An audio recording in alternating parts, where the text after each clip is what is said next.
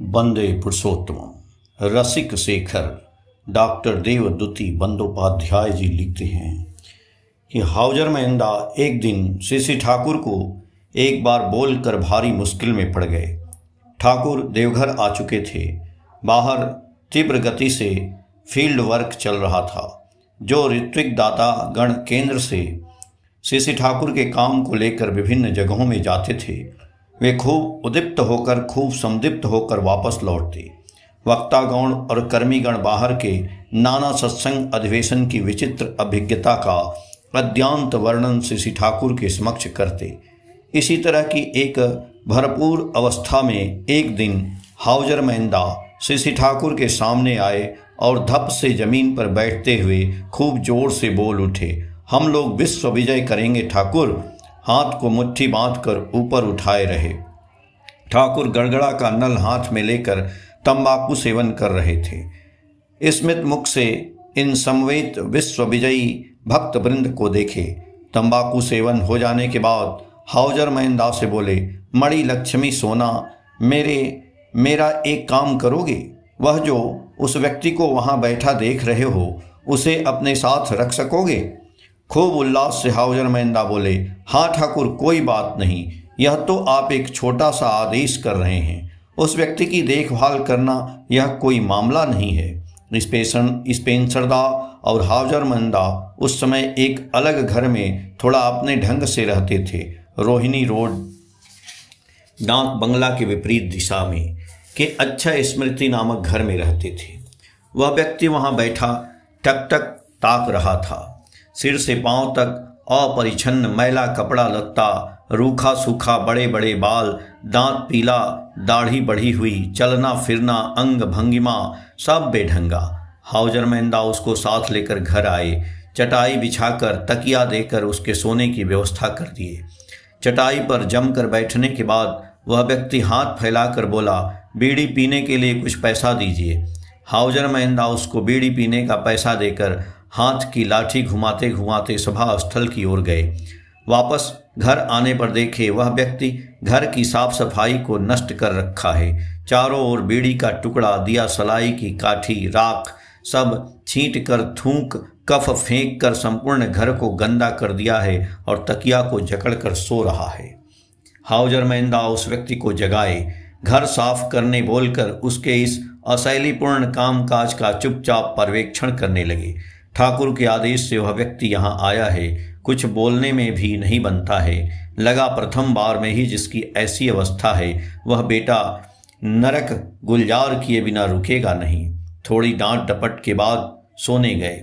सवेरे उठकर देखे हाउजर महिंदा का साबुन, तौलिया, स्पेंसरदा का ब्रश, पेस्ट सब कुछ व्यवहार कर वह व्यक्ति स्नान कर एकदम बाबू बनकर बैठा हुआ है।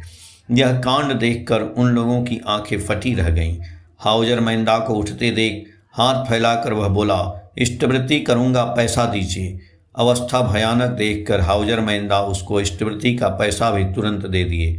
उतना ही नहीं, दुकान जाकर उस व्यक्ति के लिए अलग से तौलिया, साबुन, तेल, ब्रश, पेस्ट खरीद कर ला दिए। सवेरे तो किसी तरह शांत किए।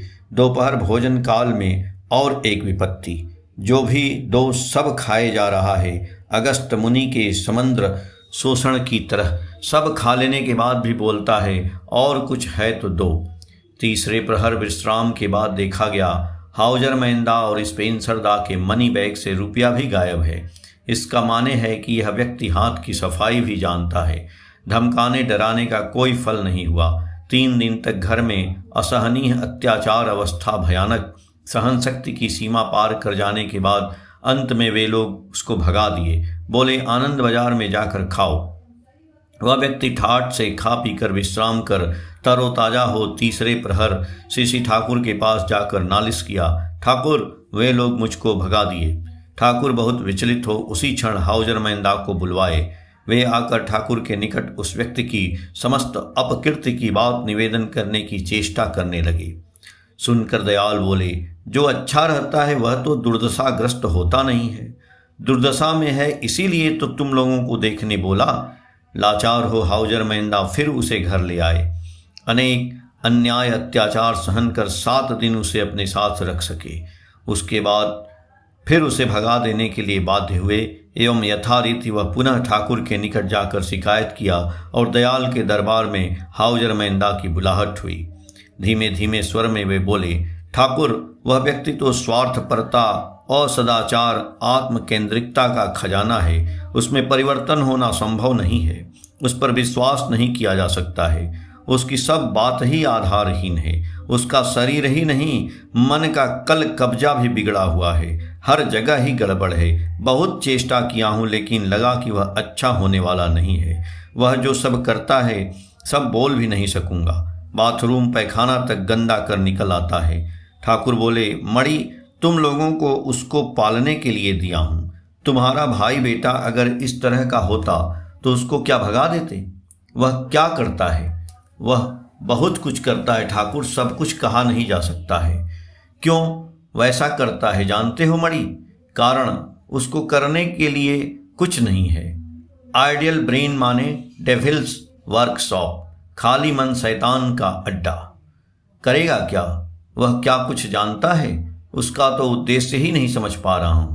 हाउजर मैंदा की इन बातों के उत्तर में शांत हो श्री ठाकुर बोले, वह तो तुमको खोज कर निकालना होगा मणि। उसे कुछ काम देकर देख लेना होगा, विचार कर लेना होगा।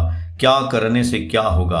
अपने पांव पर खड़ा हो जाने पर फिर वह किसी को विरक्त नहीं करेगा। कोई काम कर ही नहीं सकता है, ऐसा मनुष्य होता भी है क्या? हाउजर मैंदा फिर उसे ले आए। बहुत देर तक उसके साथ बातचीत कर, जो कि पहले उसके साथ कभी भी नहीं किए, समझे कि यह आदमी बीड़ी बना सकता है। इसके बाद कुछ मूलधन जुगाड़ कर उसके लिए एक दुकान की व्यवस्था कर दिए जहां यह व्यवसाय चले। उस दुकान में बीड़ी बनाकर कागज का ठोंगा बनाकर वह आत्मनिर्भर हो गया। अपना खर्च अपने उपार्जन से चलाने में सक्षम हो गया। विश्व विजय करने का यही है प्रथम पाठ। यह तुम अब लाभ किए। श्री ठाकुर हंसते हंसते बोले, you can serve people so long as they are guests, but you can not serve them when they become your own. तुम मनुष्य की उतनी देर तक ही सेवा करते हो जब तक वह अतिथि रहता है, किंतु जब वह तुम्हारा अपना आदमी बन जाता है तब तुम्हें उसकी सेवा करने की जरूरत नहीं रहती है। एक क्षण बाद बोले, by the by, shall I not be able to speak in English? अच्छी बात याद आई, मैं क्या अंग्रेजी में बातचीत नहीं कर सकता हूँ? हाउजर मैंदा बोले, we shall not learn Bengali if you continue speaking in English in this way. आप अगर इस तरह से अंग्रेजी बोलेंगे तो हम लोग बंगला नहीं सीख सकेंगे। श्री ठाकुर हंसने लगे, पागल कहीं का, क्या बोलते हो? उपस्थित सभी खुशी से उच्छल हो पड़े। बगल के लोगों को तुमको देखना होगा। उसका दुख जब तक दूर नहीं होता है तुम सुखी नहीं रह पाते हो। दूसरे की मंगल कामना ही है अपने मंगल की प्रसूति। श्री ठाकुर सत्यानुसरण में यह बात बोले हैं। इस युग का मनुष्य महाविश्व की खबर रखता है, बगल के घर की खबर खोज नहीं रखता है। श्री ठाकुर मजाक करते हुए प्रणाम कर दिए कि इसको विश्व विजय कहते हैं। वाणी में भी है, पढ़ सिरा तोर निपात जावे, तुई बेचे सुख खावी बुझी।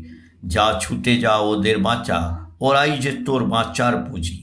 बाचावाड़ा निझुम होलो, पड़सी उच्छल होलो ना, एतेओ कीरे बलते चास तुई धर्मे करिस बंदना। पड़ोसी तुम्हारा पतन को जाएगा, तुम बचकर क्या सुख पाओगे? जाओ दौड़ पड़ो, उनको बचाओ, वे ही तुम्हारे बचने की पूंजी हैं। बचना बढ़ना अवश्य हुआ, पड़ोसी उच्छल हुआ नहीं, फिर भी क्या तुम चाहते कहना, धर्म की करते बंदना। एक मनुष्य के कल्याण के लिए वे सर्वस्व न्यौछावर करने के लिए तैयार रहते। एक मनुष्य को मनुष्य बनाने में एक साम्राज्य विनिमय के लिए भी उन्हें संकोच नहीं था। वे यह बोले हैं, मैं जानता हूँ पात्र फूटा हुआ है, फिर भी जल ढालता जाता हूँ। ढालते ढालते यदि कभी काई जम जाए और जल का बहना रुक जाए, यह आशा ही मेरी अभिषिप्त साधना है। जय गुरु।